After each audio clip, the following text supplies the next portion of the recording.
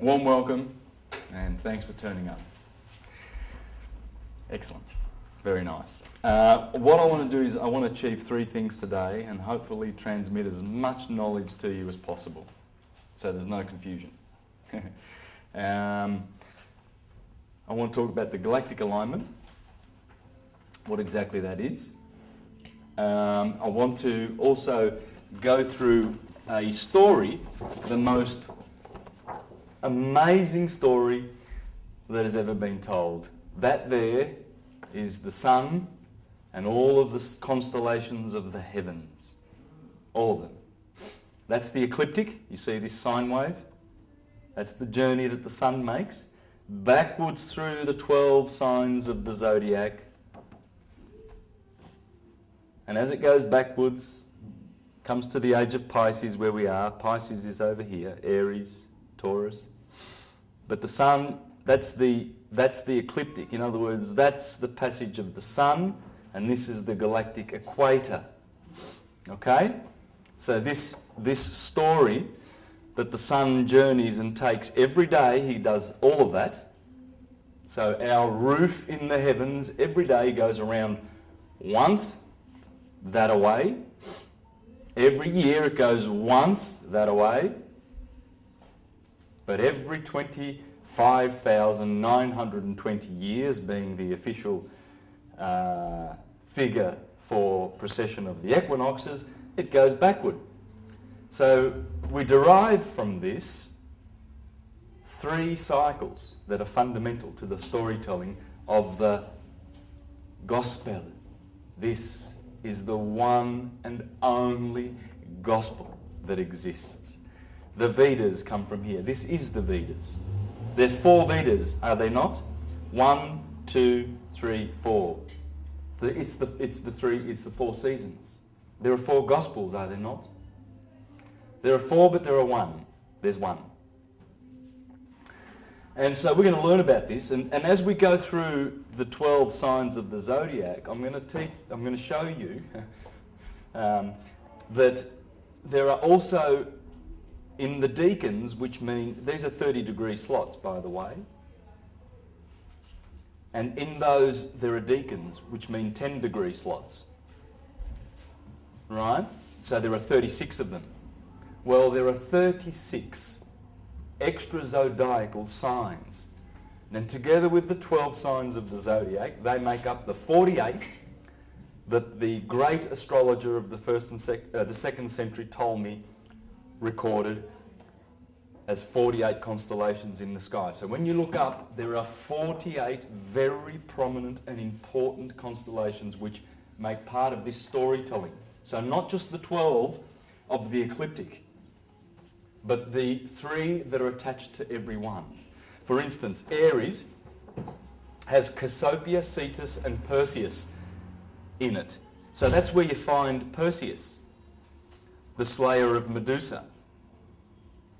That's where he dwells in the story. And Jason and his 12 voyages and the Argonauts, they begin in Aries because they're looking for the golden fleece. And Hercules begins his story in Leo because he has to slay the Numidian lion. Hercules is the sun. And Herod kills John the Baptist. That's Aquarius.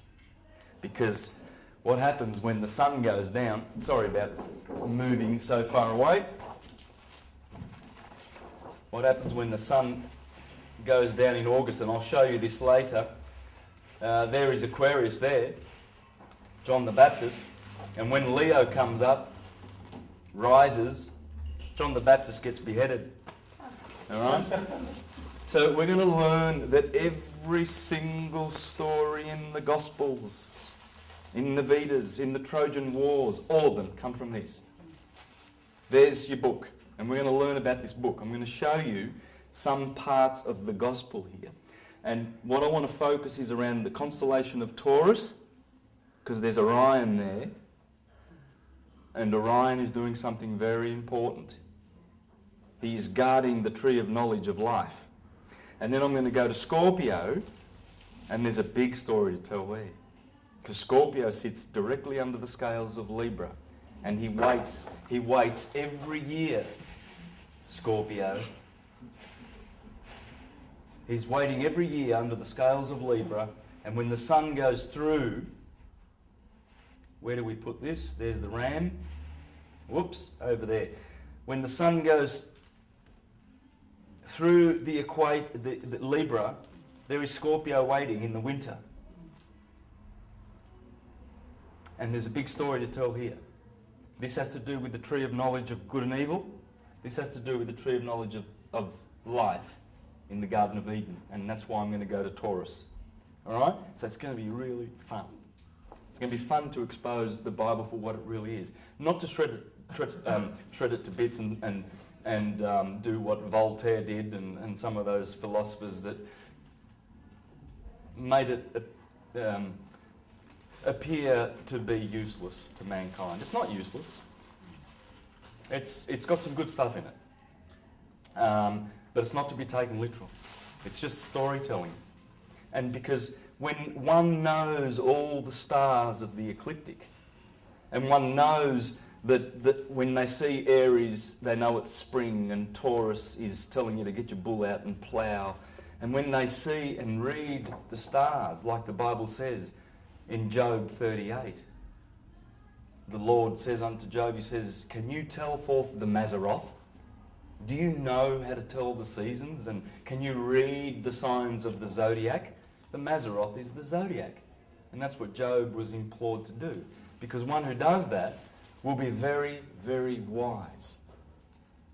And he'll be able to tell and make prophecies based on this, because it's cyclical. And all prophecies are in these cycles. Nostradamus from that. Oh, for sure. And we're going to see a bit of that later. Yes, Nostradamus. Now, by the way, I gave you a figure of 48 constellations. Well, there are 88 now in modern times. There's been a few contributors to those in the recent couple of thousand years since Ptolemy.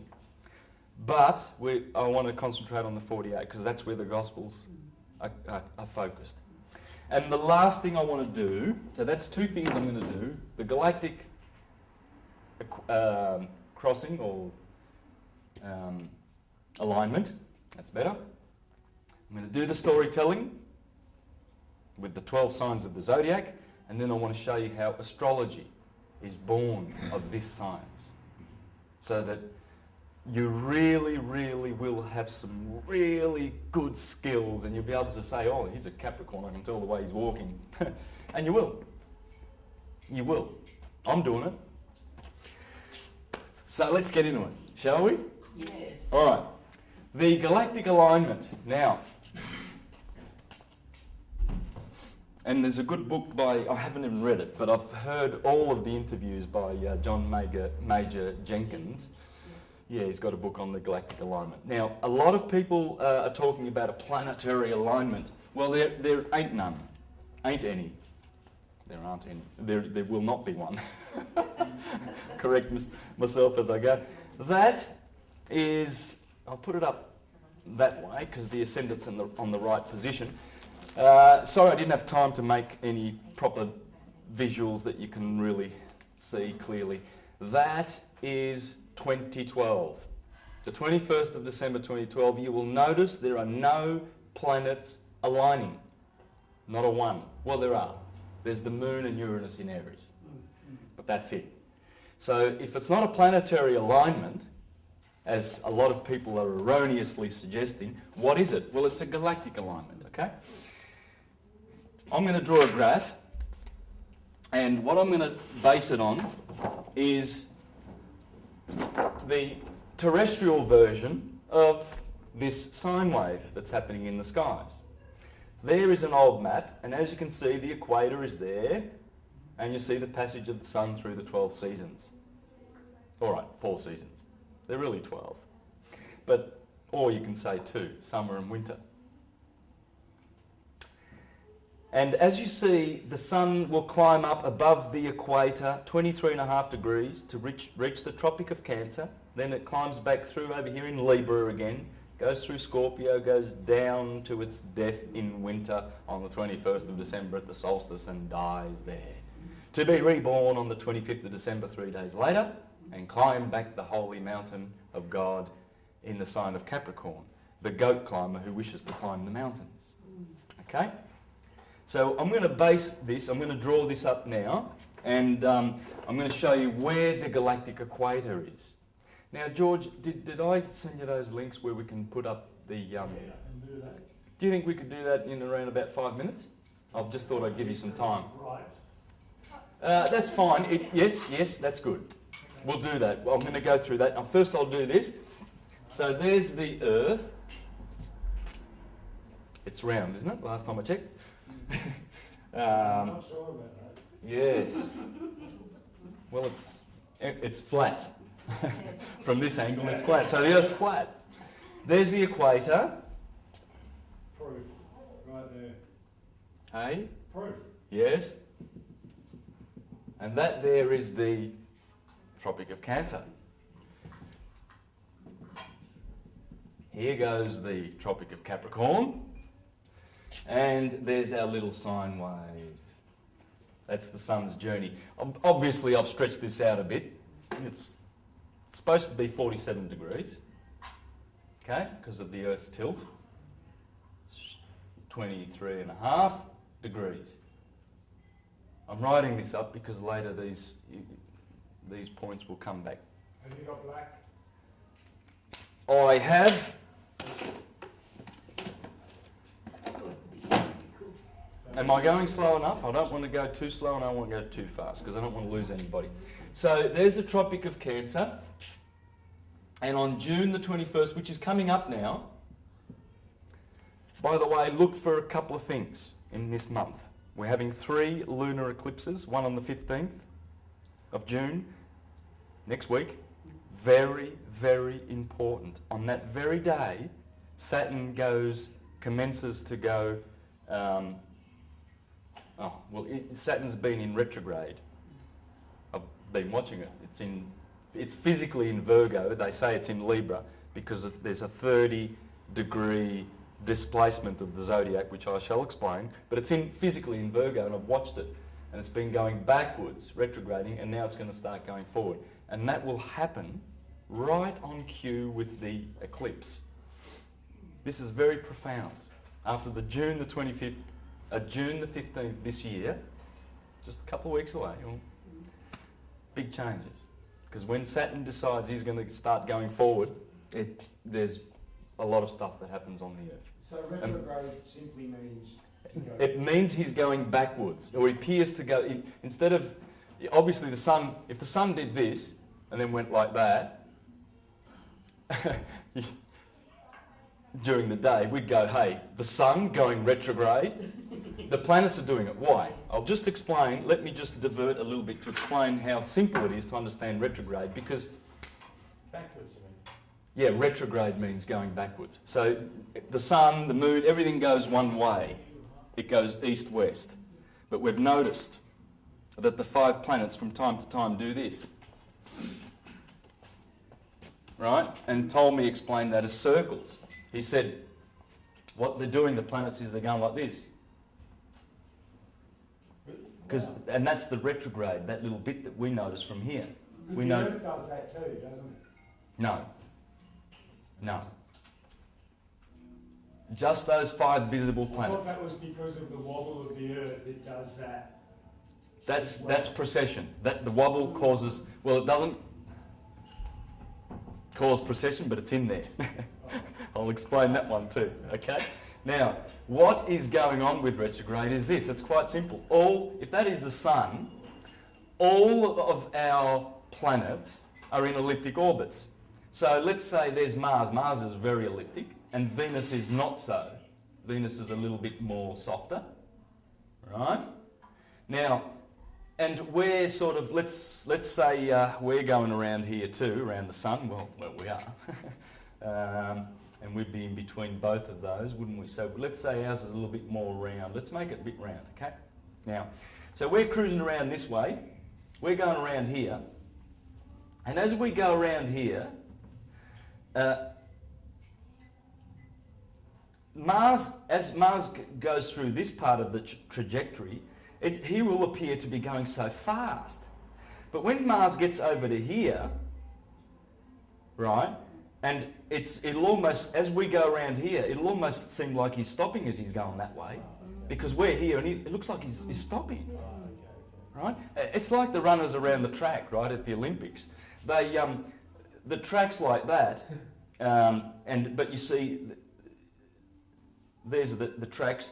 This guy starts over here, this guy starts over here, this guy over here, and this guy over here. None of them have been ripped off. None of them have been handicapped. It's just that they've got to go around the curve, right? So that's what retrograde is.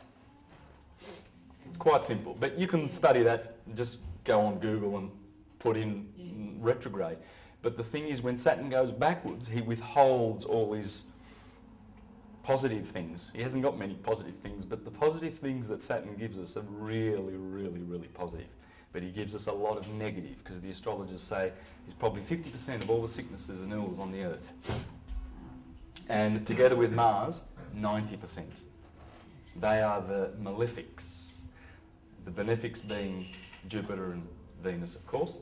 Now, so when this is the solstice, this is the longest day of the year in the northern hemisphere. Over here we have the winter solstice, December the 21st. Here we have September the 21st. Here we have March the 21st.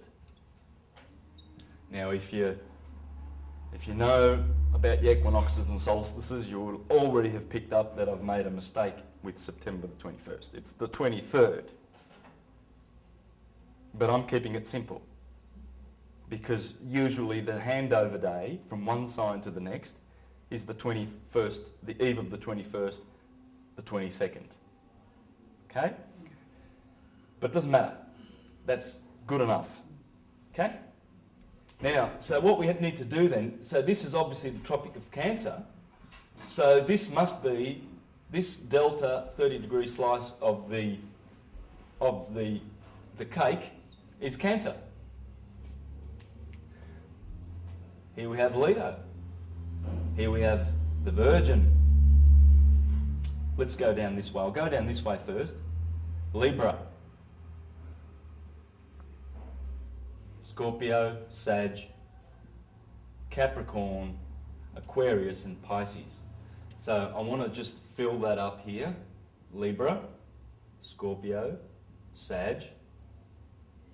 This is very uneven, but I'll do this later and we'll make it much better, because I've got a lot of information to put in here. Aries, of course, Taurus and Gemini, which is the sign we're in right now. So,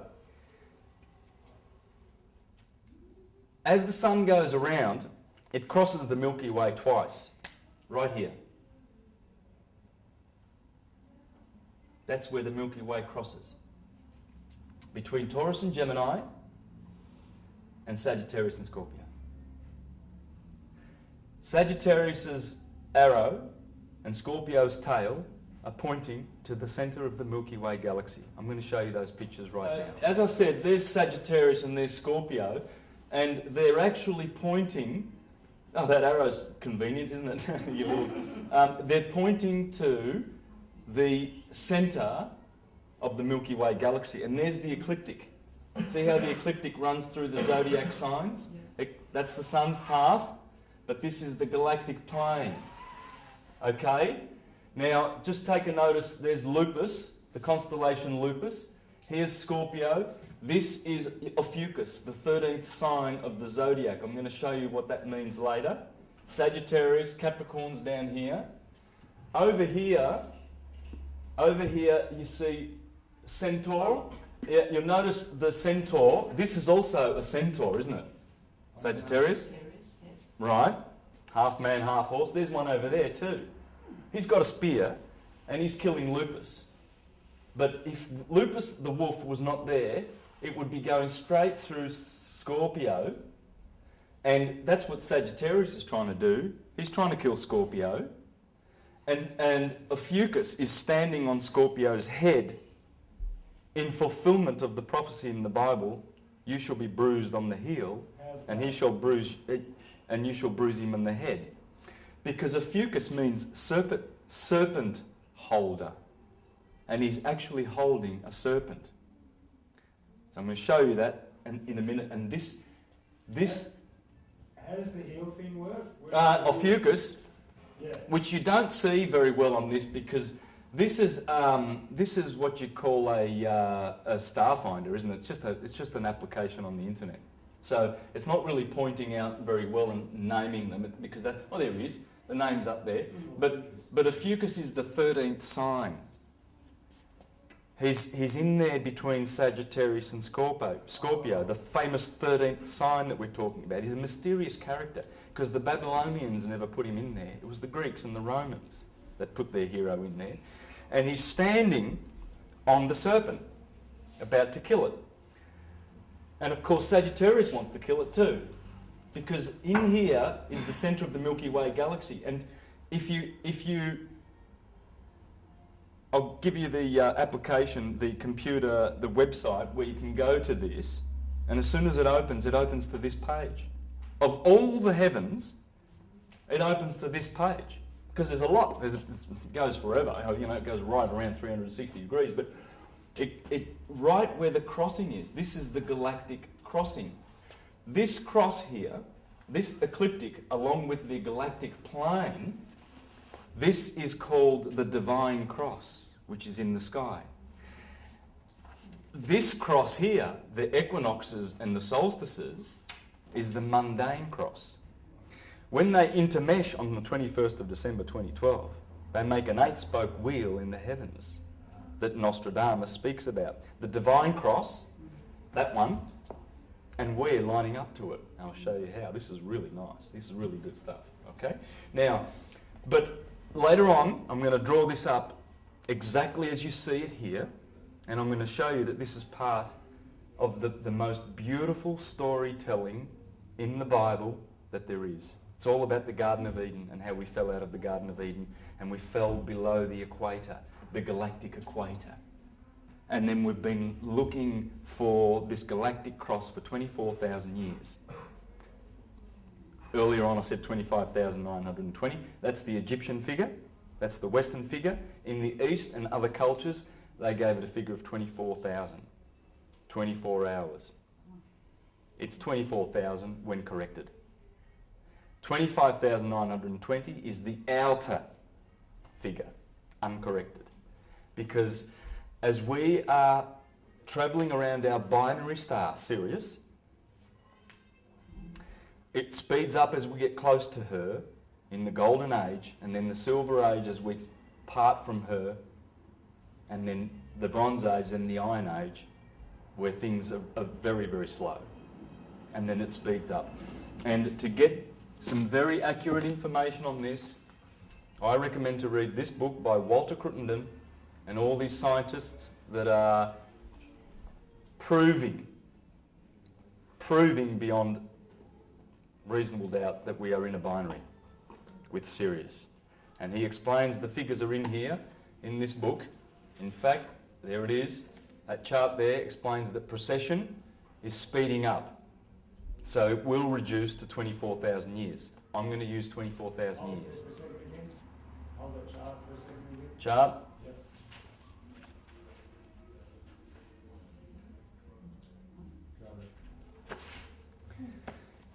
Okay, and Sri Yukteswar, there you go, we call this book the Holy Science. That's what I'm teaching. I'm teaching the Holy Science. And just to back what I was saying there, the Greeks teach this, like all that. the Greeks talked about precession. In fact, we nickname precession of the equinoxes the Platonic year because of Plato.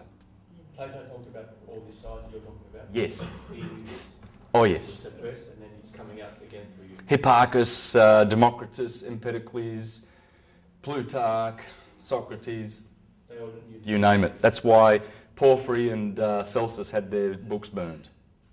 Because Porphyry and Celsus in particular, in the 2nd and 3rd century, went after the literalist Christians who were making Jesus a historical person, and they were saying, God damn it, he's up in the sky. Are you done with this? Yes. Yes? All right. Can we fix come a couple of 2 minutes and fix the light? Yes. Excellent. The sun in Hebrew, and Horus and Hercules and whoever, there's always the same one hero. And rather than looking for historical personages, which we'll never find, we can just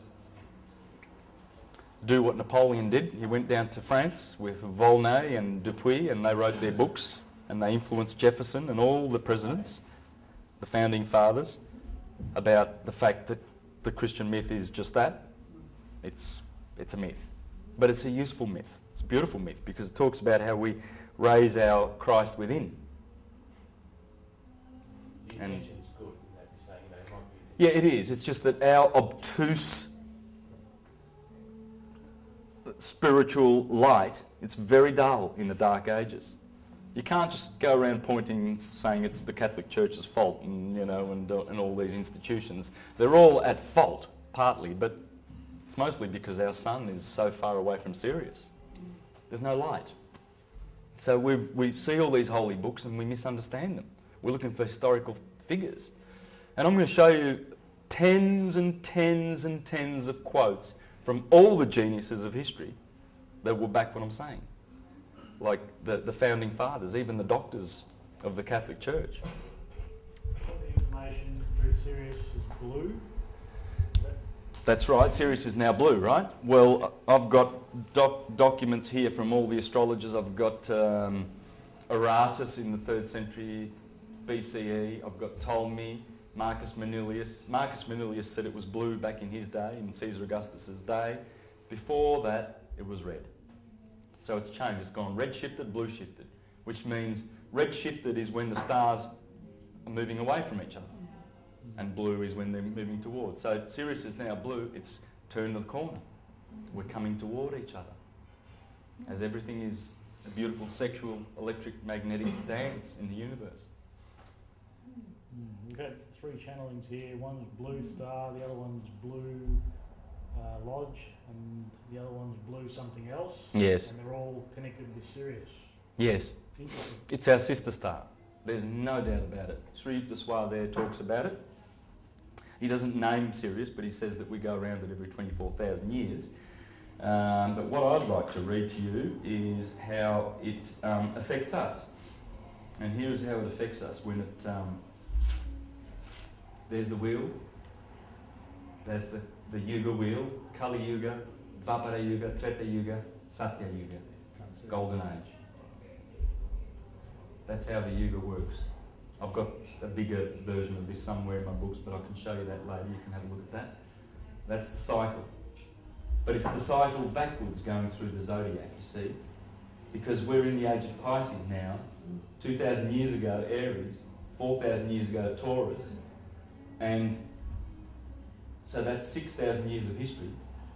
And this appears to be when the Christians say the Adam and Eve story happened. Well, there's Gemini, Adam and Eve in the Garden of Eden. And they fell out when our equinox fell out of that sign. And the equinox is down here at Pisces. It is now right over here, about to go into Aquarius. And then we will be in the age of Aquarius. Opposite will be Leo. And guess what? Where will the solstices be? Well, they'll be here. Right in line, because the solstice has been here. If the equinoxes have travelled from this point since the time of, say, Jesus, and I'm going to explain which Jesus came 2,000 years ago. He came, but it's up in the sky. Because when Pisces comes, finally when we get, the equinox gets to be enjoyed by the fish. At the start here, in here there's a constellation called Cephas. Cephas is the king. He's got his foot on Polaris, the pole star. And he sits in the dome of the northern stars, which is called the throne of God, because he's the king. He's on top. Cephas is on top of all of this. As you wrap the heavens up like this around, this is the northern dome. This is the southern, where we are in Australia. These are the southern stars. So the Southern Cross will be somewhere here, connected to one of the 12 signs of the zodiac. So this is round, of course. It's a sphere. And up here is where Cephas is. Well, Cephas, he gets the job of putting Polaris on the throne. Because in the northern stars, there's no true north. I mean, there's a true north, but there's no star occupying that spot. There are 7 stars. Over this 24,000 year backward cycle, there are 7 stars to get to sit on the throne. And when Polaris gets his chance, that's a type of Jesus, because Jesus means also the coming one. See, the sun is always coming, going, coming, going. Every year, he goes down to winter, comes back for summer to give us some food. It's our saviour. And he goes away from Sirius, and he goes back to the golden age to give us our light bodies back, and we go into higher dimensions. And then when he goes away from Sirius, his beautiful mother, because it comes from Sirius. Jesus is the sun. That's why you see Isis with Jesus in Egypt.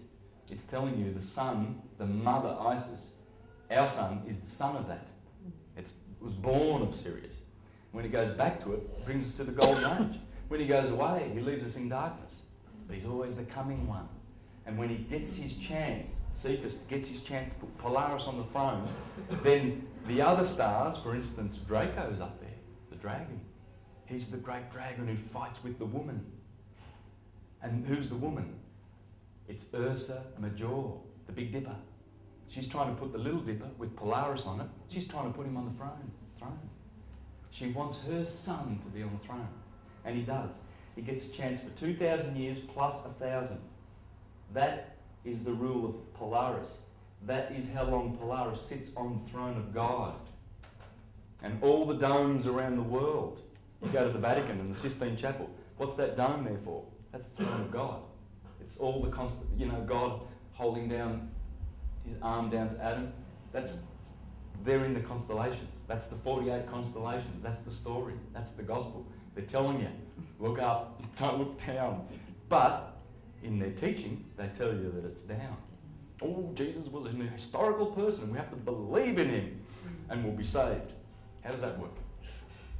And even a child will question that, and then the priest will tell him, oh, you sit in the corner and don't you doubt. It doesn't make sense. What makes sense is the truth. The truth makes sense. It always does. And omnia vincit veritas. Long live the truth. And that's why you're here. Because you don't have just a fleeting interest in the subject of truth. You have a big interest in the subject of truth. I know. So Jesus in the stars is who? Is it the sun? Or It's the sun. the sun is Jesus. It's all the suns. Yeah, yeah. Because suns, Like Sirius. let's divert for a little bit because we're gonna try and pin. Before we have our lunch break, I want to get the galactic alignment right out of the way. This is a little bit of a diversion, but it's a good one because you've just asked a good question.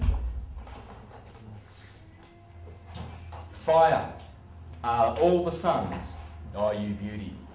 Too good. And we'll have another one of those too. Thank you. Cameraman's very helpful. Oh, thank you. First time we said that. Yes. In multi-purpose. I'll always tell you what you want to hear when you're around. That's a female, okay? Now, people get offended when you talk about a divided universe. It is. It's a divided universe. It's a duality universe. People get offended. They go, no, it's not. It's a one universe. Well, it is. Uni means one. But in order to manifest material things, the one God of light, the cause, the ether, must, with his 4 elements, he must have magnetic, or what's called negative electricity. This is electric. This positive electricity. This is negative electricity. That's good and evil. That's all it is. Okay? And so you see that 2 elements are male and 2 are feminine. Let's not be offended, okay? It's Just helped me my thing up. Do I need to put that back on? I prefer I can do it. tattoo. Big boy. Thanks. So,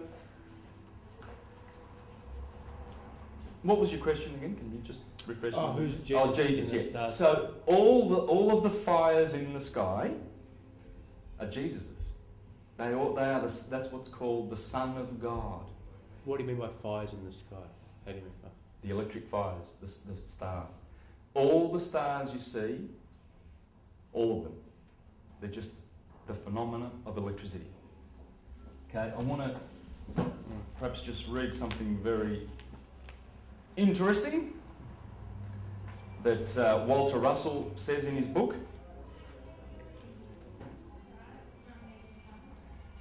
Because this guy was a genius. Like he was a contemporary of Tesla and Edison and Einstein. And this concept of the universe is that there's only electricity and magnetism out there. And the magnetism is the effect of what those suns are doing. The ether, the fires, the electricity comes from the ether, from the cause. This is the effect. Okay. Cause, effect. And all this is you'll notice that Earth is connected. These are the five platonic solids. Back to Plato, you know. Interesting. These are the platonic elements, or Pythagorean. But if you meditate on these and you realise that the tetrahedron, the four-sided polyhedra, relates to fire. The octahedron relates to air. The icosahedron, icosa means 20 sides. Ikosi in Greek is 20. And hex, of course, that's six sides, that's Q. These are the only shapes that will fit inside a sphere and touch at the tips, at the corners, perfectly. There's only 5 shapes known to man that will do that, and these are the shapes. There are other solids like the Archimedean solids. They're much more complex and everything like that. They have nothing to do with this. These are the building blocks of the universe. Every atom will be either light, gas, liquid, or solid. Your body is water, it's bones, gas, and radiance, light, photons, heat. That's what you're made up of. And they correspond to nitrogen, oxygen, hydrogen, and carbon. That's what we're made up of. Carbon, the number of carbon, the atomic number is 666. The mark of the beast. 6 protons, 6 neutrons, 6 electrons. And that's the hex that we've been hexed with, because when you flat pack a hex, you get a cross. Okay? And that's why Jesus is always on the cross in agony, because it's talking about the Son of God, our souls, here, crucified on fire, air, earth, and water. We've been crucified. This is a crucifixion. This is not living. It's experiencing the 5 senses. It's having a nightmare rather than a dream. It's a dream, but there's parts of it that are nightmarish, don't you think? Yeah. Especially if you turn on Channel 9 and listen to the news. You know, we've killed Osama bin Laden for the 10th time now. And can you believe it, please? Oh. You know, it's getting ridiculous. We chucked him overboard, so now Yeah, and maritime burial. We could have found him in 10 years. If we could have found him in 10 years' time, took him 10 years to find him. And we need your carbon tax. We're not dipping enough into your pockets. I mean, look, 20 years ago you didn't pay for water. You're paying for it now, you fools. Yeah. So we just want you to pay for air. We want everything. It's the elite families. It's the Rothschilds. You know, the Rothschilds, yesterday there was a Red Shield appeal. You know, Red Shield, in my book, I can't spell, can I? And Red Cross, because I've done my reading and my studies, I know who owns that. It's the Roth in German, and that's Red Shield, Rothschild, the big bankers. And here's people, I saw so many people, because I was doing a street performance in the Burke Street Mall, and I saw so many people, young guys, they're walking up, $50 notes, well, there you go, Red Cross. They're doing a good job. They are.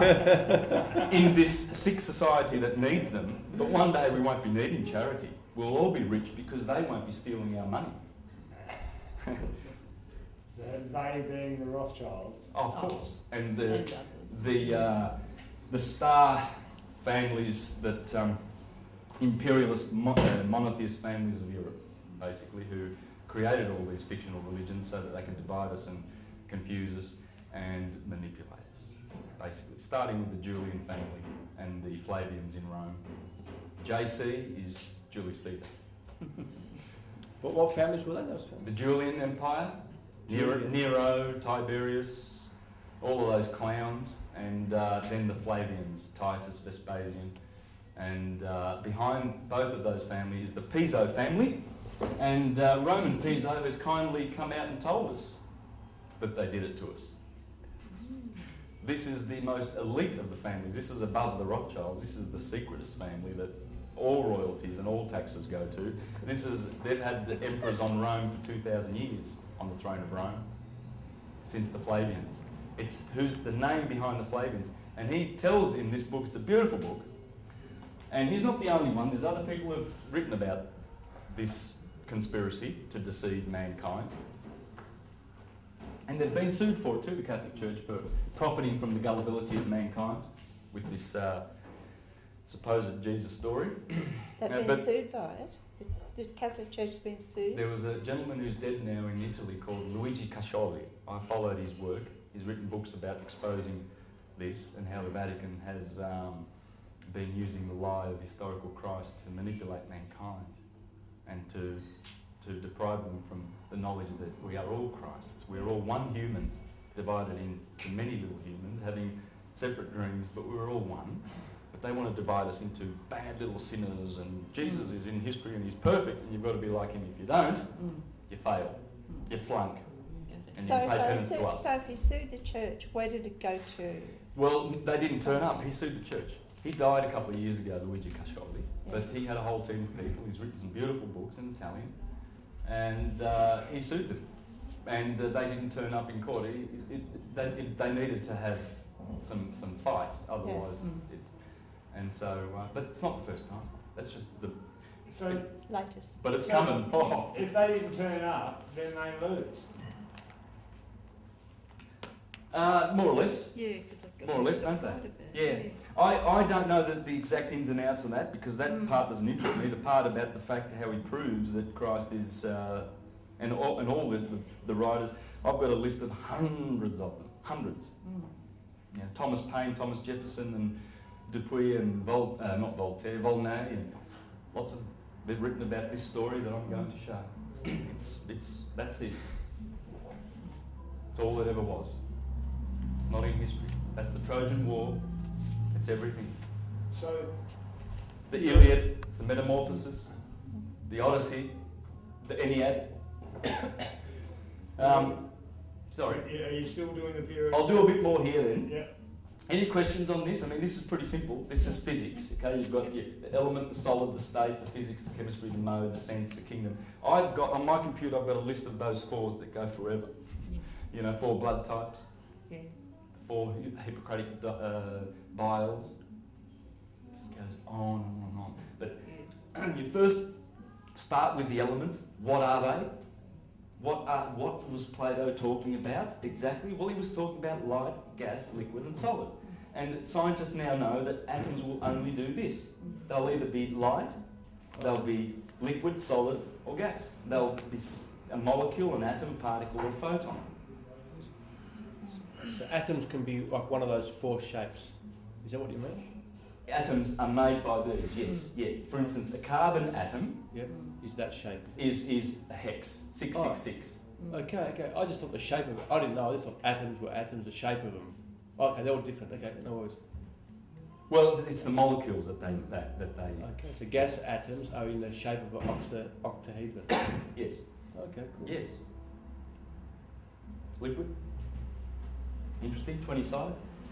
But the more you focus on this and meditate on this, believe you me, the whole world unfolds before your eyes. And you understand the secrets of nature, not by just understanding and knowing, but by direct knowledge. Everything comes directly after you meditate on these beautiful things. These are the 4 rivers of the Garden of Eden, the Pishon and the Euphrates.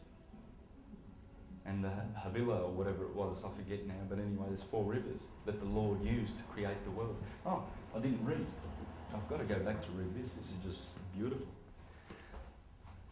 Just a very short sentence. Electricity is the only force which God makes use to create the universe. That's it. I can read on. And the only 2 tools God makes use of for creating, he's not talking about a monotheistic God, by the way, no. God, oh, I'm angry with you. He's not talking about that God, right? It's the universe. It's birth. Basically, there's 2 gods. There's the Ein Sof, the Anama, as the Hindus call it, no name. Ein Sof means no name. And that's it. The one there that we know not about. This one we know. This is the Jesus, and below. We can know the mind of the Christ, but who can know the mind of God, says the Bible. So that's the Ein Sof, the prime creator. This is the demiurge. These are the more of the tyrant gods of the Greeks, who create bodies out of what the Ein Sof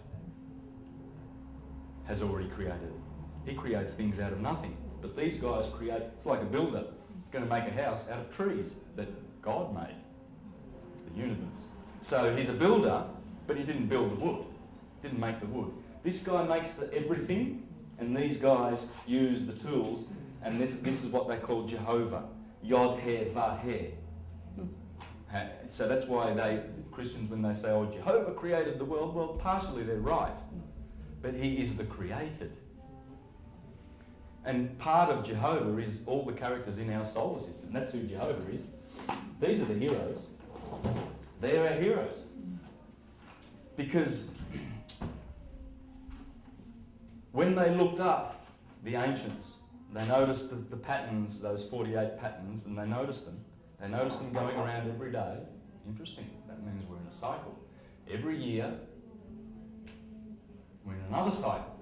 And every 24,000 years, so we're in 3 cycles here. And what they noticed, that those stars were a backdrop, because the sun and the moon that go around, they're called the wanderers, and the 5 visible planets, they're also wandering. So they noticed that there's these 5 stars, Saturn and Jupiter and Venus and Mars, Mercury they call them, and they're always moving against the backdrop. But the backdrop is always there, telling the same story. And these are the characters. The sun is Helios. Mercury, Thoth, Moses, Hermes, Nebo, Aphrodite, Venus. The moon that sits on the earth, Diana, goddess of war. Mars, Aries. Jupiter, Thor, Zeus, the god of the gods. And Saturn, Kronos. We'll go back to that later. Excuse me, can I just ask? Yes.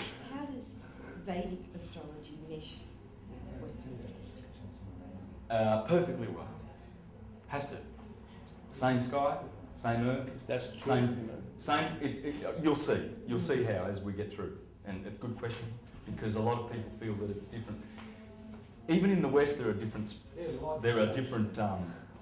There are different systems. For instance, Firmicus Maternus, the 4th century astrologer, and this book must be read if you want to understand astrology. This is brilliant.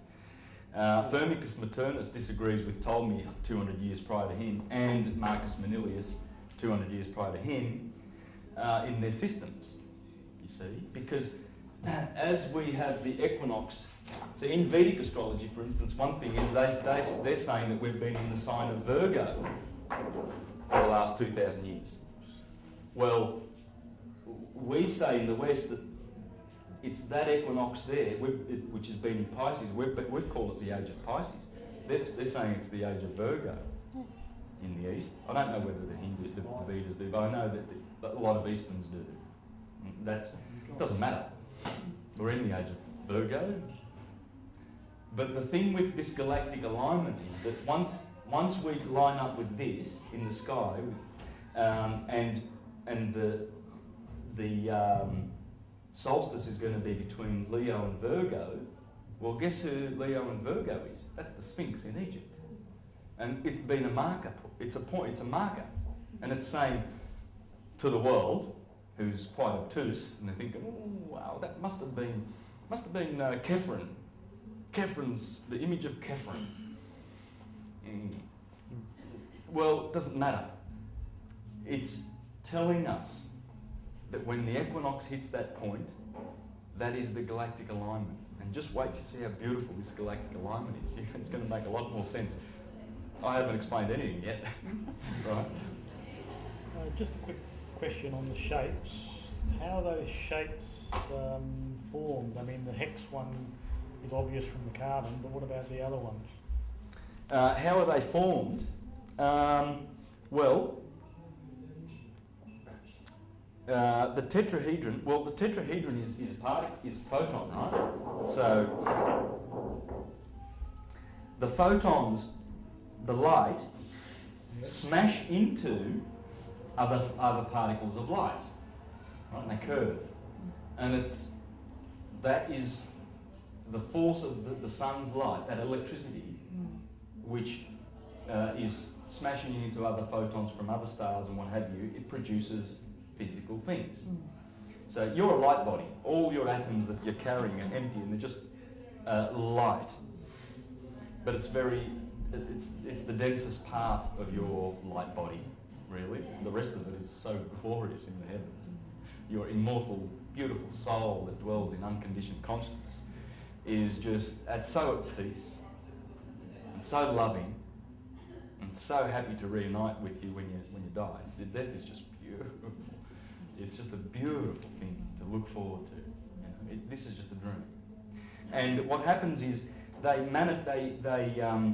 use the particles to combine and make atoms that love each other, like hydrogen and oxygen, want to make water, right?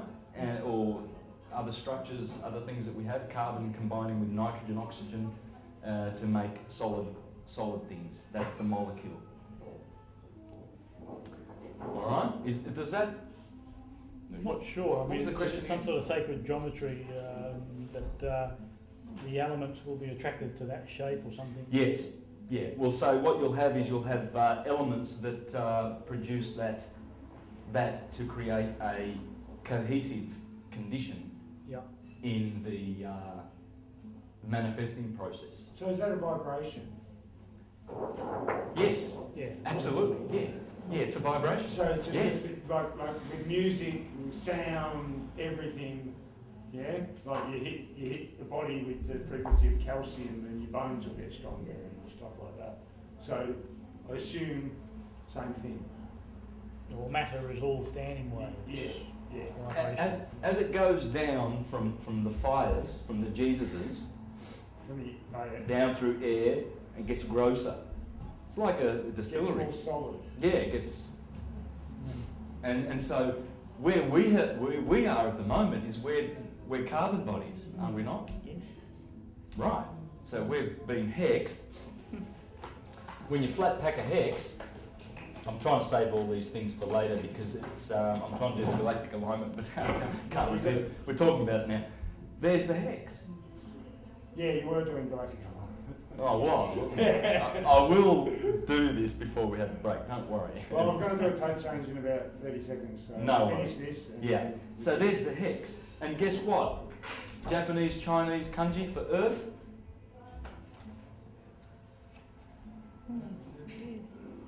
That's the ground, and there's your fire, earth. By the way, this is male and this is feminine, is it not? We learnt that. So you've got earth over here, water over here, because they're both on the bottom. They're feminine, they're magnetic. And does that look like east and west to you? And then you must have male here, so we'll put the fire there and the air down here. Well, air, as I've got on there, is also spirit, S, and fire, Nur, that's north. That's fire, Nur. So there's your north, south, east, west. And I'm going to show you how that comes from this galactic alignment. Awesome. Okay. See, in the golden age, we knew a lot more about who the ether is. Yeah. Because we were capable. And that's what Sri Yukteswar was saying. What was Pseudo's surname? Santos? Pseudo-Dionysus. Dionysius. Okay, we on? Yep. Okay. So this is what he says about this beautiful 24,000 year cycle that we live in. When the autumnal equinox was at the first point of Aries, the sun began to move away from the point of its orbit nearest to the grand centre, toward the point farthest from it. That's when the equinox was in Aries. That's when the golden age happens. Aries is the start. Aries is the golden one. You'll see how important Aries is. It's the start of everything. We Arians, we're just so good, aren't we? I've got to find it, Just yeah. keep telling Alice, yourself. I won't be able to live with her. Okay? Easy, I won't be able to live with her. Go easy with the areas, so I won't be able to live with her. I think your head will get a little more prominent. Unbearable we are. That's Unbearable. exactly what my husband said to me. Nobody could live with you except him, and then the bastard died and left me. And the reason is, he's still with you. The reason is because Aries rules the head. Yeah. The sun is in the head. Everywhere else, if you're a Virgo, the sun's in your belly. You've got fire in the belly. Whatever you are, Pisces, the sun's in your feet. That's the head, that's the feet. And these are all the parts of the body. So that's why Arians are sometimes unruly, because their heads are so prominent to them, you know, and what they're thinking is so important to them. I am, they say. And that's the motto of Arians. What about Sagittarian?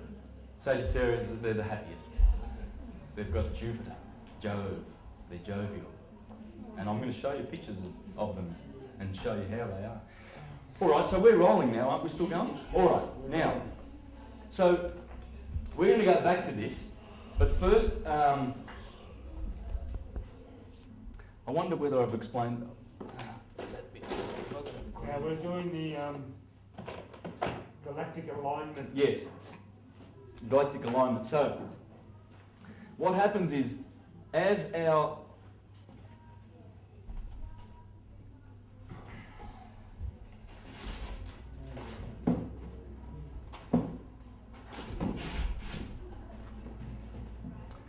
all right, so imagine there's, that's where the, that's where the line is, the equinox. This is how,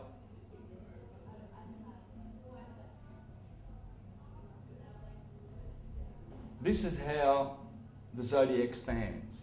It does not move from this position. It starts at Aries, cardinal fire. Cardinal is birth, growth, decay. Start, middle, finish. So, cardinal fire, remember the fire is at the top, right next to the ether? It's got to be the start.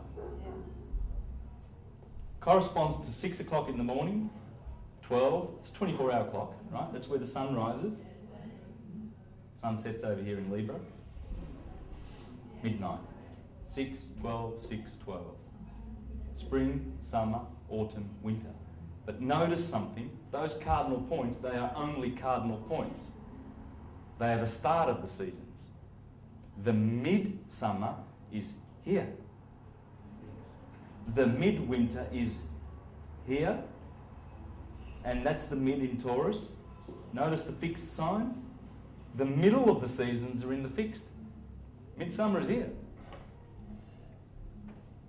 If you're in Northern Hemisphere. In the Northern Hemisphere, yes. By the way, just please relocate yourself to the Northern Hemisphere. All right? It's all opposite here in the South, but you've got to stay with the story, because the story was told there before it ever was. The Aboriginals have got their version, and it works down here too. It all works. But what I'm doing is I'm just doing it in relation to that, because as we will see, these are the signs of the summer and the life. This is good, this is evil. These signs are the signs of evil. Right? Not qualitative evil, it's just electricity and magnetism. That's all it is. Okay? Now, so as I said before, the cardinal point is not in Aries anymore, it's in Pisces. So 2,000 years ago it was here, when Polaris sat on the throne, and it's been travelling down here for the last 2,000 years, all through the age of Pisces. The sign of the cross, that's the cross, by the way. And as Marcus Aurelius said, watch those mutable signs, because they are doubled. 2 fish, 2 twins, Mercury, the hermaphrodite, 2 natures, Sagittarius. So you see, the cardinal points are important because they sit on the cardinal points. The fixed points are also important because they sit in the midst of the season. And they're your cross-quarter days. That's all your cross-quarter days. Cross-quarter days being the 8-spoke wheel on Earth. And you've got Easter, May Day, May the 1st, summer solstice. What do they call this? It's midsummer day.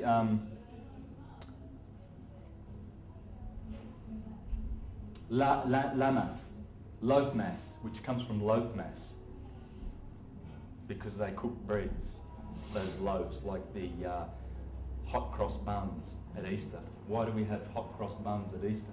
Because the sun's just crossed over. It's crossed over the equator, and these are all the crossings, the crucifixions of the sun. So, and those midpoints, if we are to go over like this, now before I get there, remember we're entering the age of Aquarius now. We're about here at the threshold. What it means is the equinox is going to be here, and the summer solstice is going to be right here. Now, what's so special about that? Well, that's the galactic equator. Remember? It runs through Gemini and Taurus, Sagittarius and Scorpio. What are the crucifixions of the sun, Santos? The equinoxes and the solstices.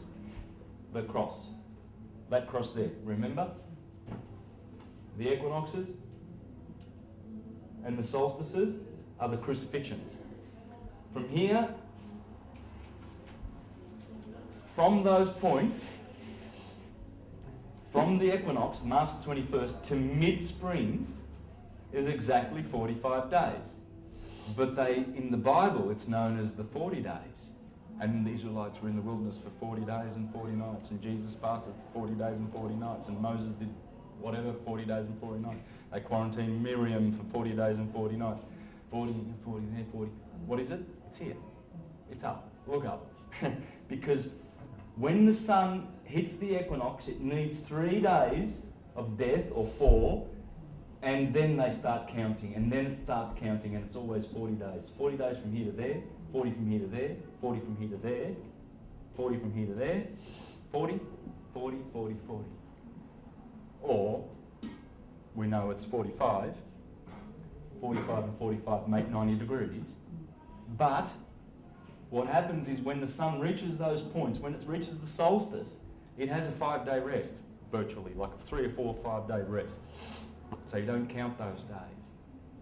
So even though when the sun hits those cardinal points, it still requires 40 days before the season's true effect. And what happens when you line up the mid-summer, the mid-season? Right, here was the cardinal cross. We lined it up perfectly, didn't we, to the equator and the Tropic of Cancer and the Tropic of Capricorn. There's Cancer.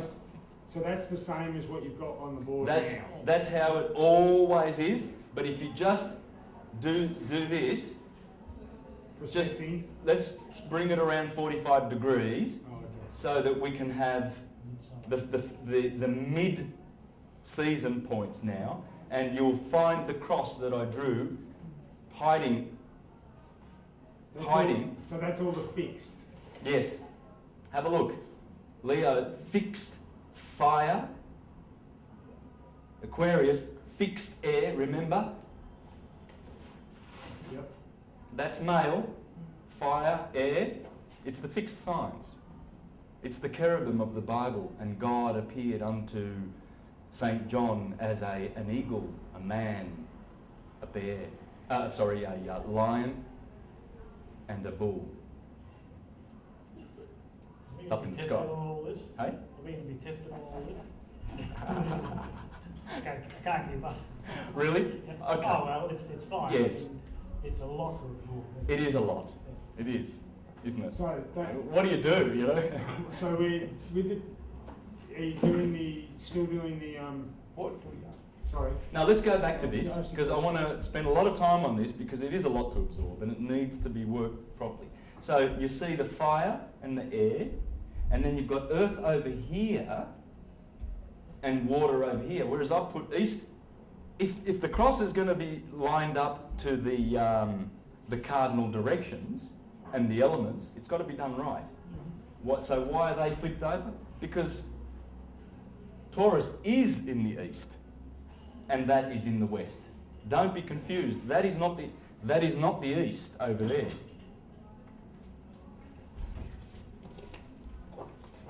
Because we are going around the sun anti-clockwise,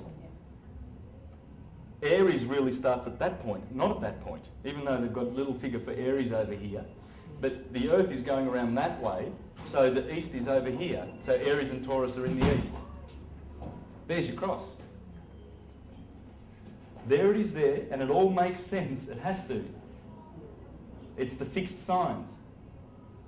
The fixed signs go perfectly with east, west, flipped over of course, fire and air. That's it. Now, we're going to have a look at that, how it looks in the sky. This galactic alignment.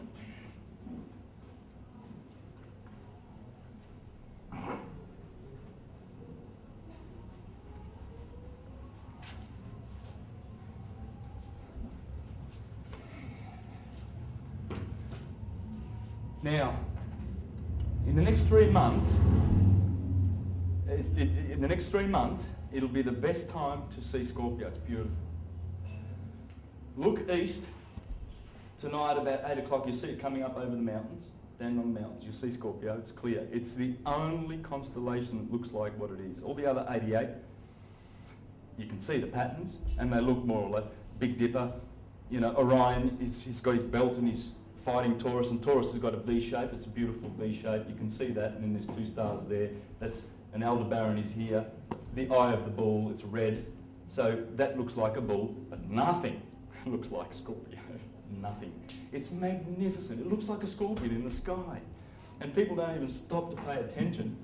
And the beautiful photons that are coming from those from those stars, those beautiful lights up in the sky have been travelling for millions of years, hoping to end up in one of your eyelids, pupils, your eye pupils, eyelids.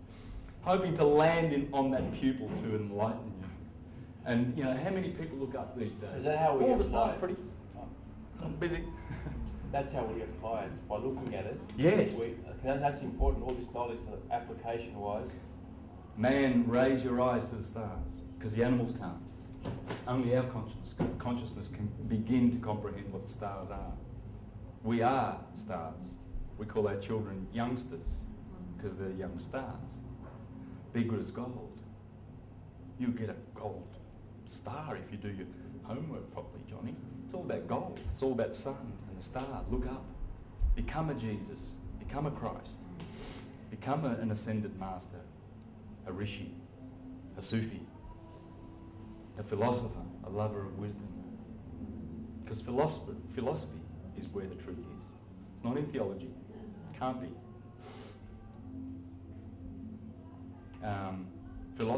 Under philosophy comes ethics, physics and logic. How we know the world, what is the world made of, and the world being what it is, how do we live in it to secure happiness? That's all there is to know. And then under that comes the 7 liberal arts.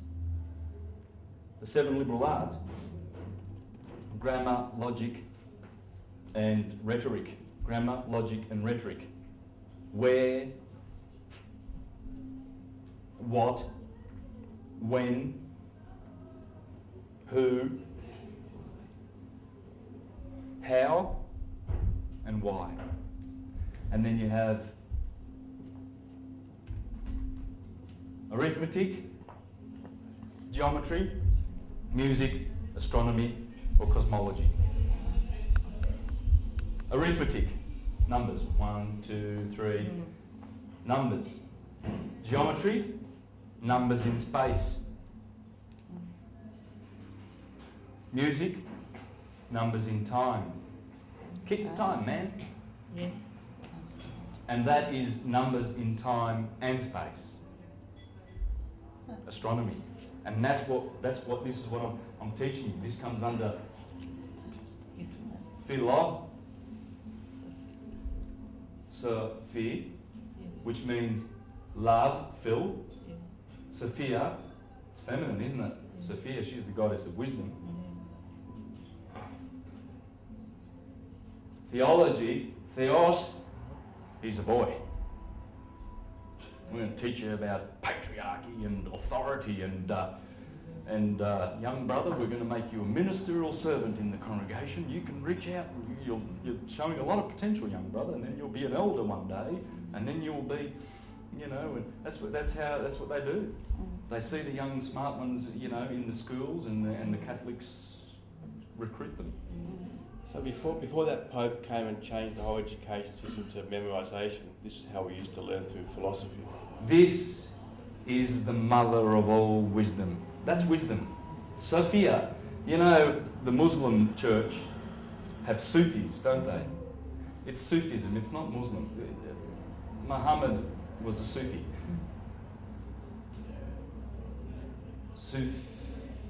Sophia. Phil or Sophia. The Sufis. It's wisdom. Wisdom, it's the right brain, the sixth sense. The boys are stuck in five senses, the male side. It demands, the brain which dwelleth in darkness demands that the five senses feed it information all the time. What does it feel like? Brain? Solid. What does it smell like? And it's a tyrant. And it always gets fooled. It gets information. It's like when you're in a dark room and you bump into something. Oh my God, it's a monster. So you run over here and you're scared of a monster, right? And then someone turns the light on. Oh, it's just a fan. Oh, for goodness sakes. So that's what our mind is doing. And these people are in the mind. And they tell you what to believe. And they give you ignorance, superstition and fear. Yes. Don't ask questions, get in the back. How dare you doubt? This is what you believe. and fear. You're going to hell if you don't believe our dogmas. And my mother did. Yes. She had. So philosophy is in the death heart. was Is it? horrible. Well, let me finish, you'll see. She thought she was going to hell. Yes. You know how many people have perished? They have dissolved their light bodies in guilt. She did. My mother, my God, she's getting better because she's getting into this. Look, my mum. And I've pulled her out of the Jehovah's Witness organisation, the whole family. Yeah. Well, my mother went back from, she read a few of my books and then she gave up. And then even with the morphine pumping through her, 9 days. Let go, Mum, let go. Irene, she just wouldn't. Irene, isn't it? Yes. Yeah, Irene, they have been mind controlled Brainwashed. and brainwashed Yeah. so hard that they prefer to die in misery and not see the light in the end because it's so comfortable. It's like a dog that gets kicked all the time. He gets used to getting kicked. And the moment he sees his cruel master, he's used to it. Last bit of fear. And he doesn't know. You see a dog that's been beaten, even if you give it kindness for 5 years, it still doesn't know whether to trust you. This is why they get their children when they're 7 years old and start sodomising them. Pedophilia is rampant in all the Christian organisations. Rampant. I don't want to go on negative things about it today because we don't need to. No.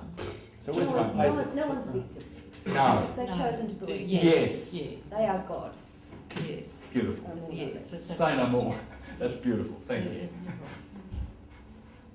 So which philosophy teachings are the right ones and who's good at teaching that? Okay. Well, dogma, ignorance, fear and superstition, and morals they give you. These creepy people, and they're only creepy because we're living in creepy ages. It's an age. It's the dark age. We're out of it, according to Sri Yukteswar. We came out of it 300 years ago, but we're still in the sort of the residual part of it, and we're going to be flying soon.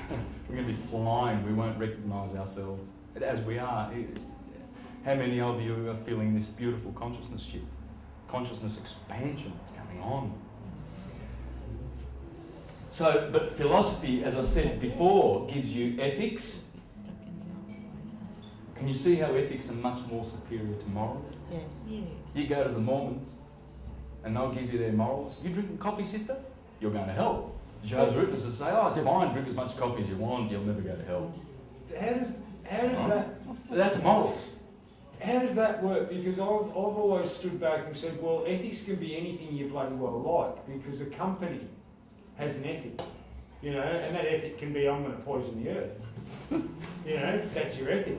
I always thought that morals were more, maybe religious, maybe dogma, maybe, but I thought it was more... Well, this implies God's watching you, and if you don't do, do what's... Well, what's the sense of right and wrong? Right. Isn't that well, moral? shouldn't we be doing that when we grow up, and when we decide in our hearts that we're just going to do good because you have to, because good is what should be done. Okay, so you're saying that the Not ethics... because someone's watching. Yeah, all right. Yeah. You know, who's going to give you the stick. Yeah. Ethics. I guess I'm just thinking... It's a counterfeit system. Yeah. To control you. It's To control, freedom. The Freedom, Bible yeah. is a two-edged sword. Yeah. It will enslave you and send you to hell with guilt, like our family, and we've seen it. Or it'll free you. I'm showing you how it can. I'm going to show you how it can free you. It can really free you. It's a beautiful book. I love it. Love the Bible. You're going to see this. We're going to read some of the Gospel, and we're going to have Scorpio in mind. First of all, I'm going to draw up Scorpio and show you logic.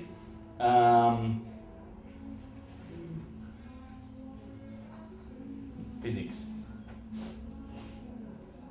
Okay? And then the 7 liberal arts. Grammar, logic, rhetoric. And this is how people used to live in the Republic of Rome and Greece. Rome was a republic once. America too. But then democracy comes along. It morphs. And what's democracy? Well, mob rule. Not from my mouth. I can show you what Jefferson thought of democracy and what a lot of thinkers think about democracy. That's why George Bush is so keen to we're going to bring democracy to Iraq. Yeah, mob rule. Yeah. He's the mob. Yeah. We're going to tell you what to do. We're going to kill 3 million of you, and you just have to shut up, and we just want oil. Yeah. We perpetuate oil and do nothing about free energy. Mafiosi. Oh, it's a mafia. It's all a mafia. There should be no... If he wants to have a war, he should send his family. Yeah. Not those beautiful young boys who have been indoctrinated, mostly from Christian families, by the way, because they send them as little children to fight for Christ. Yeah. Because the Muslims are coming in with, well, there's always an enemy out there. Since the days of the Inquisition, we've got to fight and shed blood for Christ. Yes. And what man said anyway? But anyway, that's all negative. Yes. Now, the picture you saw before was the galactic plane. That's the galactic plane in which the Milky Way sits.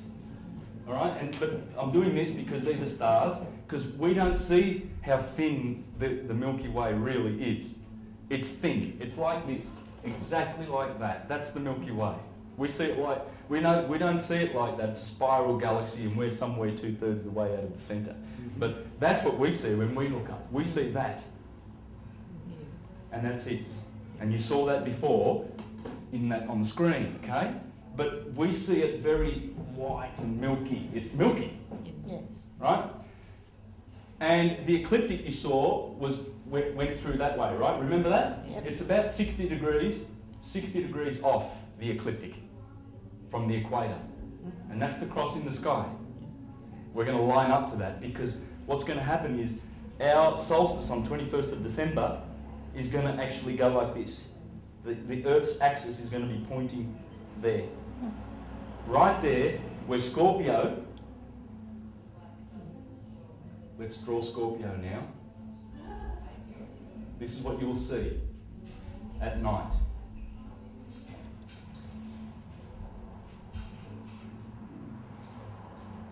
And there's like a little triangle at the end. That's his stinger.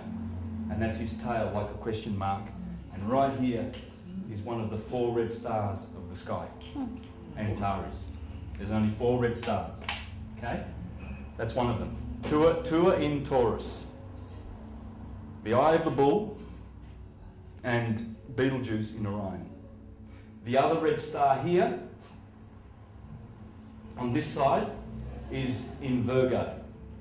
And that's called Arcturus, the brightest red star, or brightest star, full stop, in the northern hemisphere.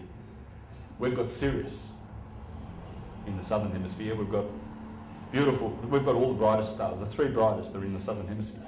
But that Arcturus, the other red star, in Virgo, in Bootes, that's the other. They're the 4 red stars. That talks to you when you look at it at night. My brother-in-law's a Scorpio. He said the other night, I saw Scorpio. I was looking at it, and he goes, that was talking to me. It's beautiful. The red light that comes from that star is just magnificent. I would look at it, and I would receive some of those photons willingly. But that's what you see when you look up. It's glorious. It's the Phoenix. That's the Phoenix. And below is Sagittarius.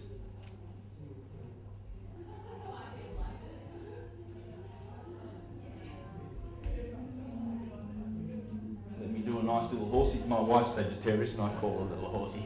She's so happy. And here, I think red would be better for the bullseye, don't you reckon? Yep. That there, guys, is what they have been pointing to all the time. When you isolate these stars in the sky, where's east over here? Okay, you're going to see Scorpio. This part will be facing north. So there's north. So there's the mountains. It comes up over the mountains, and these 3 stars you will see, and they're reaching out to the 2 stars of Libra. And above that is Virgo, just over here. There's Libra. Okay? The 2 scales. It's reaching out. Marcus Manilius says that the Scorpion has appropriated the stars of Libra. It's long. It's about 60 degrees. It's the longest and one of the biggest constellations. It's the shining light of the zodiac. And these are bright too. When you isolate the Milky Way and you see Scorpio and Sagittarius, you'll notice that they're bright stars. Whereas Libra and Virgo, they're bright, but there's not much star stuff happening in there. Here's a lot of stars. And then Capricorn down here, I love Capricorn. It's beautiful because it stands away from the Milky Way galaxy, it sits under it, and there aren't many bright stars in Capricorn or Aquarius or Pisces. It's a bit of a wilderness. But this is spectacular. So 8 o'clock today, you say? 8 o'clock to 4 o'clock. So you'll see it at 8 o'clock, 9 o'clock, 10 o'clock, 11, 12, that 4 o'clock, then it descends, goes over. So is that where the Earth's going to pass through? Yeah, well, our Earth's axis is going to line up to that. Yeah. And then that wheel that I showed you before, Yeah. the 8-cross wheel will be in its place. And the prophets of the Bible, who were astronomers and astrologers, were telling us this. The age of the end of the age. It's the start and the beginning. And there's many proofs that it's the start and the beginning. The Sphinx tells us that. Virgo, face, and lion. It's facing east, in fact. The Sphinx is looking east. It's waiting for that point. It's waiting for this moment. Can you tell us what Sphinx, what does it represent something with all this? The Sphinx, the statue? Well, the enigma it's an enigma. It's a puzzle to ignorant people, which we all are, really. I mean, the last couple of thousand years, because we all go over there and go, what the hell does it mean? Well, that's what it means. Yeah. When you know the stars, then you know what the stars on Earth are doing. Yeah. Because that's how they named cities. Rome was named after the stars. London, Isis was Paris. Pada Isis, Paris. Rome was named after the star, wasn't it? After Ra. Raum is Rome. And London, El on Don. That's 3 ammonium, what do they call it, radicals that all mean the sun. London, El London is sun, sun, sun. Doncaster, Asta. London Caster, Doncaster, Lancaster. They look up, they go, oh, there's Castor, one of the Gemini twins, Pollux and Castor. See, Pollux. Remember? That is how the sky always is. Aries over here, right? Who's at the top? Always at the top. Gemini, Castor. Castor and Pollux. They're always looking down, the mortal and the immortal, sons of Zeus. And they always look down. So when you're in London and you want to found a city, well, there's Castor. So why don't we call this London Castor and Doncaster? Everything's Castor, Chester. Right? They did that everywhere. And Egypt is the prime example. What's the Sphinx doing there? It's telling you about the zodiac. It has to. All the monuments are there to monitor the precession of the equinoxes. That story, the gospel. Okay? How about eastern cities? Also. Yes. Also. Do you know any? Could you know? Well, the Ganges, that's the Milky Way. They tell you that. It's all the Milky Way. It's the mother. As Plato said. Our souls come from the Milky Way, and then they descend down the same Jacob's ladder that I was talking about before. There's the heavens, and there's the stars of the zodiac, the fixed stars, and these are the wanderers. And it always starts with Saturn at the top. Saturn means Kronos, and Saturn means Satan. We are living in the kingdom of Satan because we're living in the kingdom of Kronos. Time. Time destroys all its children. Saturn eats all of his children. Jupiter escaped. Mars. The sun is placed in the middle. The sun is the middle chakra, the heart chakra. There's 3 above, 3 below. These are the infernal regions that bring us down to hell, the earth, where we get hexed with matter. And that's the kingdom of Satan. Plato said we come from the Milky Way, the Ganges in the sky, the Nile in the sky, the Jordan to be baptised down here in earth with a body. And the body comes from a womb and then goes to a tomb. Tomb is a womb. That's what he said, not me. I'm talking philosophy. Everything I say, I can give you. That's why I've got all the books, all right? Because I want you to be comfortable, and I'm not just making things up. And this is really the holy science that I'm teaching, the one and only. All right? And I want you to know that, and be really blessed with that information because it's a true blessing. Now, remember I said there's a fucus. A fucus is standing on the head of the serpent, and he's carrying a serpent, and the head of it is pointing to Libra. That was in the crop circle. Yeah. A fucus means serpent bearer. And he's standing on the scorpion, being bruised in the heel, and it happens around the Sagittarius Capricorn time, doesn't it? That's when the winter happens, and the sun gets bruised in the heel, just like Hercules. Right? And Jesus gets it in the heel, right? Over here we have the 2 pointers.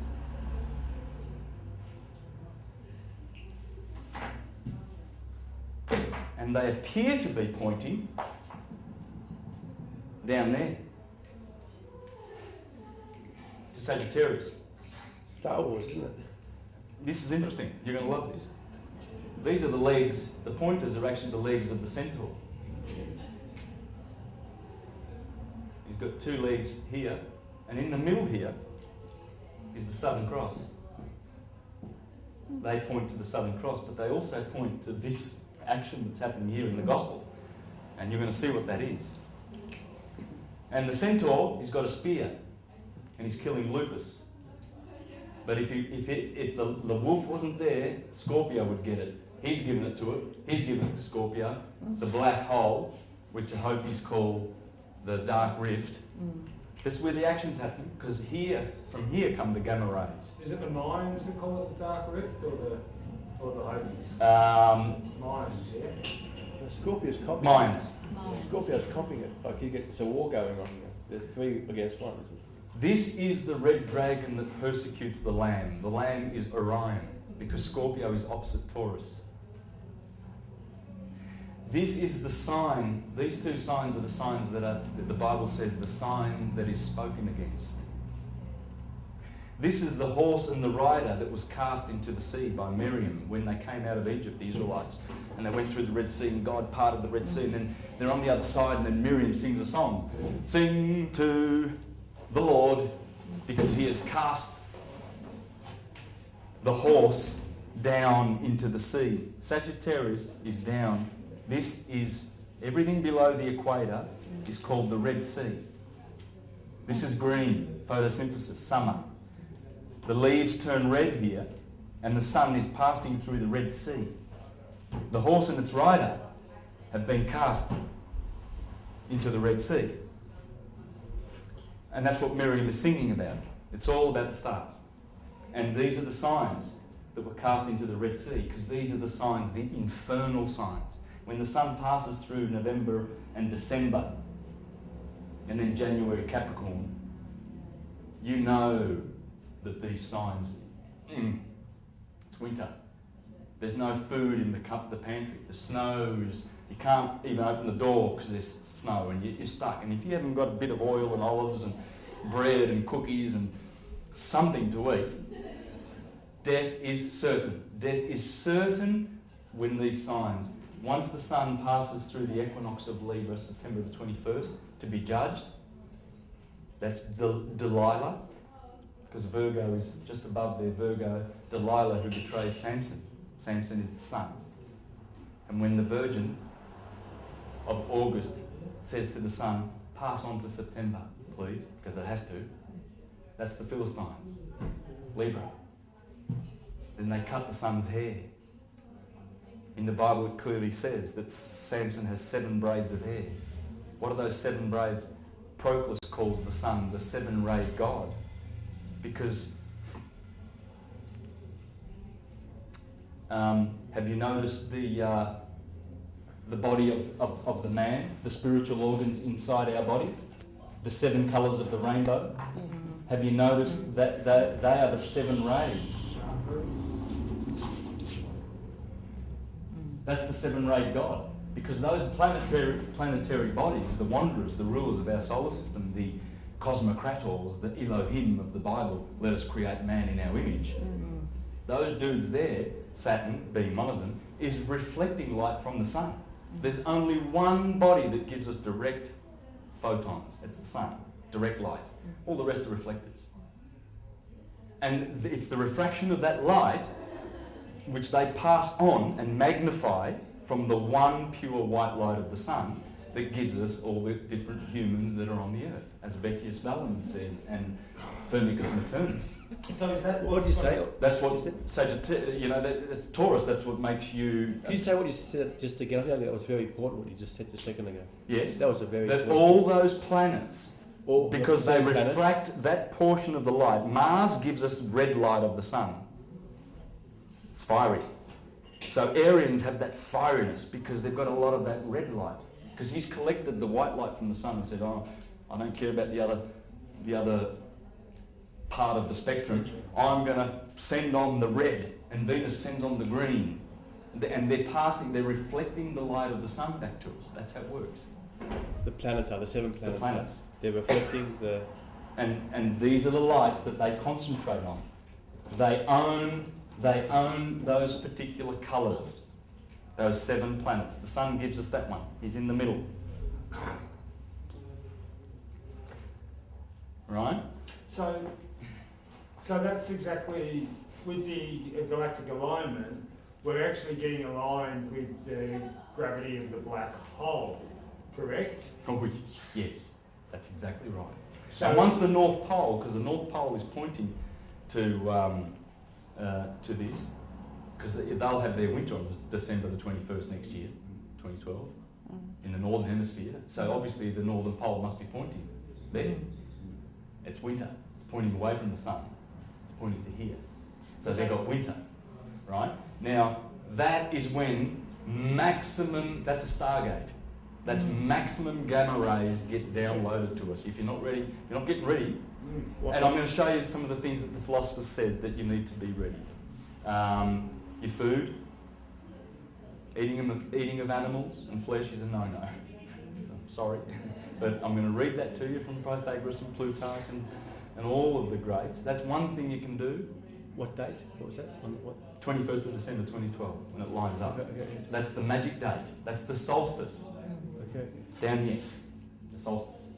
Because remember, that solstice point, the cross on earth, the mundane cross, and the cross in the heaven, the divine cross. Okay, there's a lot of speculation about the date 2012. This astrological cycle, you know, time moves a little bit, it's 365 and a quarter days, etc., in a year. So in 2012, this date we've all come up with, 12th December, whatever, December 2012, this astrological zodiac lineup chart and this that all lines up with that date. Yes. The cross, the ecliptic that runs through here, remember I put that there? Mm-hmm. The ecliptic, that's the sun. The sun's going through Libra, it goes through Virgo. It goes that way because our solar system is 60 degrees that way inclined toward the galactic plane. Yes. It doesn't rotate on the same plane. That's all it is. So that it causes a cross in the sky. And by the way, that day there every year is November the 22nd, the day they killed JFK. November the 22nd is the only day, and May the 22nd, opposite in Taurus, the only days that the sun actually goes through the equator. So that happens every year. And that's why it's so important, because that is the day. It has to be aligned to that. Yeah. So It has to be. how often do we go through the galactic plane? Every 24,000 years at this junction. Okay. Every 12,000 years also. So Because this is the sine wave. Could you draw us as it the passes sine wave above would be here. It would go like this. Oh, So okay. that would continue and go like So that. it's very large sine And it wave. crosses over here in Gemini and Taurus. Yeah. So the Milky Way, but we don't see Gemini and Taurus now. We're going to wait 6 months. Gemini and Taurus are over there Yeah. now. But for now, for the next 3 months, check out Scorpio, it's beautiful. And you see this, the phoenix coming up out of all this. And here, it looks like, the Milky Way actually looks like a serpent. Just check out that website, or any website, go to and get a Google image of the centre of the Milky Way galaxy, and you will see this. You will see Wow. that's the serpent eating its tail. That's the Ouroboros. When the ladies with their rings and the serpent eating the tail, and the Jews with their Ouroboros and the Leviathan, and all of those stories about the serpent eating its tail. Rainbow serpent. That is it. It's a rainbow serpent. Pretty powerful Yeah. stuff. It's the serpent in the sky. So Because that's- the Milky Way is the feathered serpent. Yes. Viracocha. So is that- Quetzalcoatl. Is that the black Yeah. space in the Milky Way? Because It's of- black. Actually, it's very luminous around it. around it. We see, but it's actually it's a dark. Yeah, black. okay, because the black space in Indigenous, that's old man Emu, right? The Indigenous fellas will say, look up into the sky and you'll see old man Emu, and he's got his neck spread out, and Yeah. you know, that's. But, so if we're on a slightly different angle, I can see how that could be interpreted into this. Yeah. Go out and have a look. Just be careful with Scorpio though when you see it coming over. It's not facing on the board. It's those three stars are actually pointing north in the northern direction toward the northern skies. So just I can't turn the board around, Yes. right? So to show you that, but remember that. Now this guy, the centaur and the centaur, they're all aiming, and the pointers are all aiming to this. Now, do you remember in the book of Genesis where the serpent tempted the woman Yes. and then they ate from the knowledge of the tree of good and knowledge. evil? Yes. Well, people, that scary Okay. story, They ate the fruit of the tree of good and evil. yes. The equinoxes are called trees, pillars, brothers, twins, Jacob and Esau. This is the tree of life, because when the sun crosses over from the winter, from the Red Sea, and the children of Israel come up out of the Red Sea, they eat the paschal lamb. That's when Nisan 14, when the full moon, and they have their Passover celebration. And the Yes. Christians on the first Sunday thereafter, they celebrate Easter because the sun is in the east. Yes. Remember, this is the east because the lamb is coming up. And when they see the lamb and they look around and there's blossom, it's springtime. Yeah. It's the start of the year. Yeah. That's the start. And the blossom is the wool of the lamb. And the Christians celebrate the marriage of the lamb. And they celebrate the Easter, the Passover. The sun has passed over. This is in the Garden of Eden, this is the knowledge of the tree of life, because the cycle keeps repeating eternally. It's a cycle, so it's the tree of life. It gives you life because it brings you into summer, photosynthesis. This is the cycle of the tree of the knowledge of good and evil. Right. Because this is good Yeah. and this is evil. Remember, the top half is, you live in the top half. The opposite of live is evil Yeah. and devil, right? That's funny. Yeah. So this is good and this is evil. So Yeah, unbelievable. the virgin is always sitting there before the fall of the sun to preside over the fall of the sun. She is Delilah.